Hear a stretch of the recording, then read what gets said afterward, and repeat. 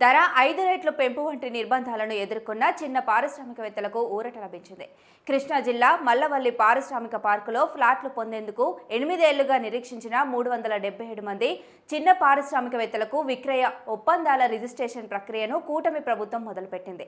ఇప్పటికే 150 మందికి రిజిస్ట్రేషన్లు పూర్తయ్యాయి. ఈ నెల 15లోగా మిగిలిన వారికి పూర్తి చేయనున్నారు. వారికి పాత ధర ప్రకారమే అధికారులు రిజిస్ట్రేషన్ చేస్తున్నారు.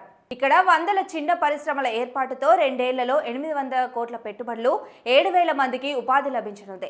2017లో తెదేపా ప్రభుత్వం కృష్ణా జిల్లా మల్లవల్లిలో 1400 ఎకరాల్లో భారీ పారిశ్రామిక పార్కును ప్రతిపాదించింది. పారిశ్రామికవేత్తలకు ఎకరా 16.5 లక్షల చొప్పున కేటాయించాలని నిర్ణయించింది. భూసేకరణ ఇతర ప్రక్రియలు పూర్తయ్యేప్పటికీ సాధారణ ఎన్నికలు రావడంతో ఫ్లాట్ల కేటాయింపు ప్రక్రియ నిలిచింది. 2019లో అధికారంలోకి వచ్చిన వైకాపా భూముల ధరలు పెంచి చిన్న పారిశ్రామికవేత్తలను ఇబ్బందులు పెట్టింది. 2020లో ఎకరా 65 లక్షలుగా కొత్త ధర నిర్దేశించింది. ఆ తర్వాత దాన్ని 89 లక్షలకు పెంచింది. పెంచిన ధరల ప్రకారం చెల్లించాలంటూ గత తెదేపా ప్రభుత్వంలో కేటాయింపులు పొందిన సుమారు 377 మంది పారిశ్రామికవేత్తలను ఇబ్బందులు పెట్టింది. 56 మందికి కేటాయింపులు రద్దు చేస్తున్నట్లు నోటీసులు పంపింది. దీనిపై 40 మంది పారిశ్రామికవేత్తలు కోర్టును ఆశ్రయించారు. కోర్టు కేసుల ఉపసంహరణ తర్వాత వారికి రిజిస్ట్రేషన్ చేస్తామని అధికారులు తెలిపారు.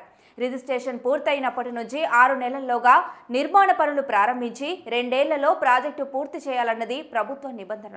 ఆ మేరకే విక్రయ ఒప్పందం రిజిస్ట్రేషన్ చేస్తున్నారు. పారిశ్రామికవేత్తల పేరిట భూములు బదిలీ కాకపోవడంతో బ్యాంకులు రుణాలు ఇవ్వడం లేదు. రిజిస్ట్రేషన్ పూర్తయిన వారికి ఎన్ఓసి ఇస్తే దాని ఆధారంగా రుణాలు తీసుకోగలుగుతామని పారిశ్రామికవేత్తలు కోరుతున్నారు.